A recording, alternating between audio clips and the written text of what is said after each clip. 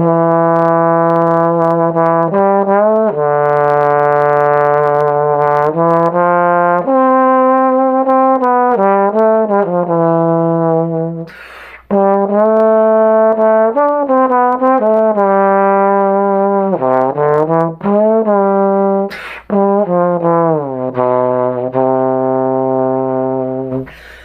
YouTube, welcome back. Reminder, if you want to lesson with me, check the link in the description below. And yes, I did get a counterweight for my 16M. Actually not sure if I like it more with this or not, but it does make it more ergonomic. So let's talk today about fluency. I think I have another video about this like years ago, maybe. I haven't checked, so I don't know, about fluency. And what does it mean? It's kind of like a high-minded concept that's actually pretty simple in execution. So fluency is basically just being able to do things, in my opinion, and I didn't look this up or anything, but this is just how I see it trombone-wise. It's being able to do things without having to consciously think about them 100%. So when we start trombone, for instance, you like get it out of the case, you don't even know how to put it together. You don't even know what side of the head it goes on. How do you hold it? You have to think about every single aspect of the trombone. And eventually you kind of get used to that stuff, blah, blah, blah. You go through life, you get better at things, right?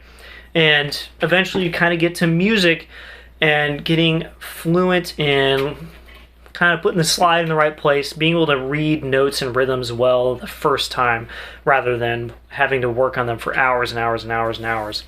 And fluency will help sight reading, it helps just playing in general. It just helps so many things to be fluent. Kind of breaks down to my specific preparation versus general preparation video, where you can work on an etude for like months and make it perfect, and then you get out the next etude and it's awful because you've worked on just that skill set instead of all skill sets, which will make you good at both of those things. Fluency will make you good at both of those things, right? So what are some ways you can work on fluency? Honestly, it's really simple. Just play a lot, right? This is one of those things, just like pretty much everything else, where there's no shortcut. You just have to do a lot of it and put in a lot of time. The easiest way, in my opinion, is to just play all of your scales pretty often. Because guess what? Scales are in pretty much all of our music. I like to play major, natural minor, harmonic minor, and melodic minor, chromatic, and then the major, minor, augmented, and diminished arpeggios all in one key, and I'll play that in all 12 keys. And I'll do that every like 4 or 5 days on a different instrument. And guess what? It freaking works. It's pretty much that simple. Play your scales and you get way more fluent. Like, there was an example, and we'll talk about etudes in a second, but I got an etude out, maybe it was a Bordoni, and I was playing it, and I just saw this run, and I just played it, and I was like, whoa, whoa, whoa, whoa, whoa. I like literally looked at the first and the last notes and just played it. I didn't think about it at all, and I just did it completely correctly. And I was like, you know, that happens a lot of the times, but not with something as difficult as the thing I was looking at, and I was just like, yay, fluency, it worked. So that's one of those examples where me working on scales made me more fluent, made me able to play this etude the first time and subsequent times so much better than if I'm having to read every single note in this run. And the other way is to play a bunch of etudes and stuff, a bunch of studies and things. These are all the books I've been reading out of lately.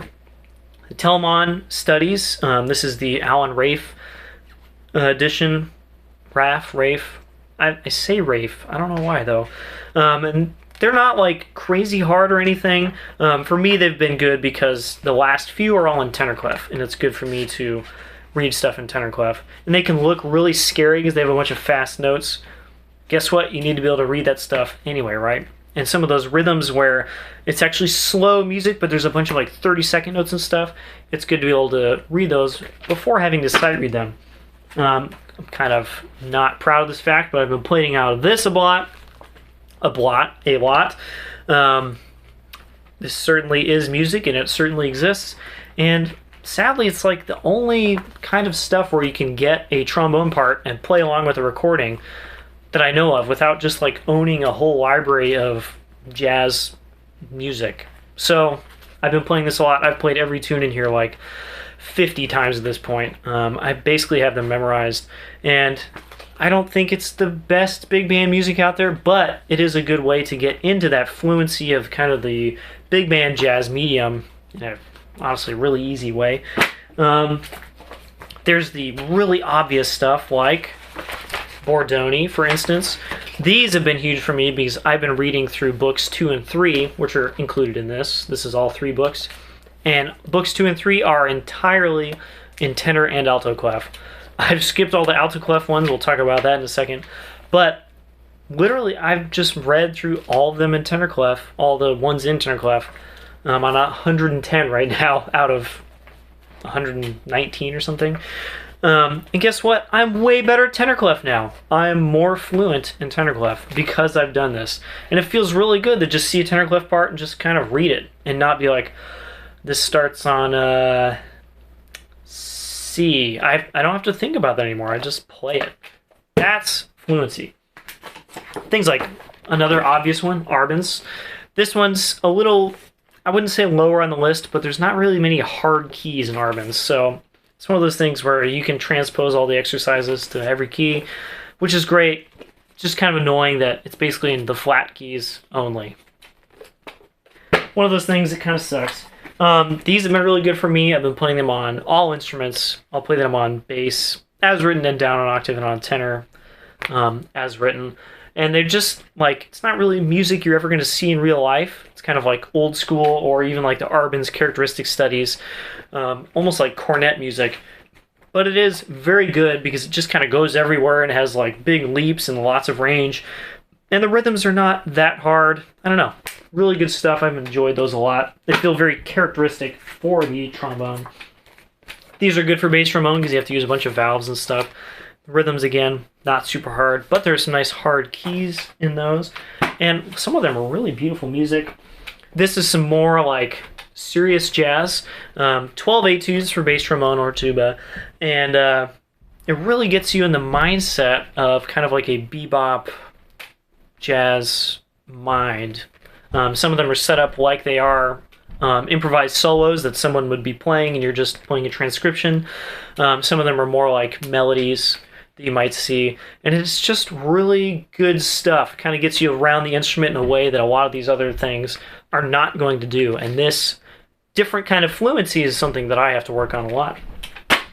And the last one, this is one that has basically been making me melt brain out of my ears, is this. I've avoided alto clef because honestly, I don't need it that much, right? But also I've been playing alto trombone, and basically all the alto trombone music is in alto clef.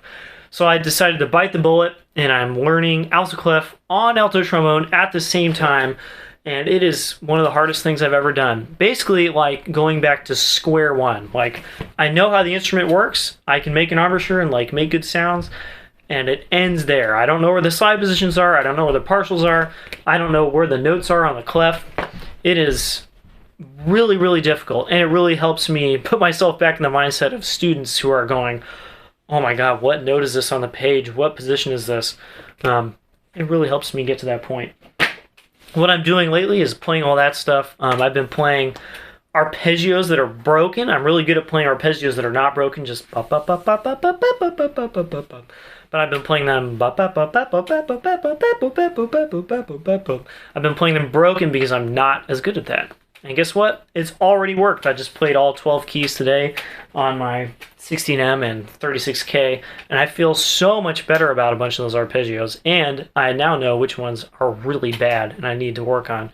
So expand your fluency, play your scales, play etudes, play studies, play arpeggios, and just get better at everything, because guess what? It makes everything else a lot easier. I'll see you guys next time.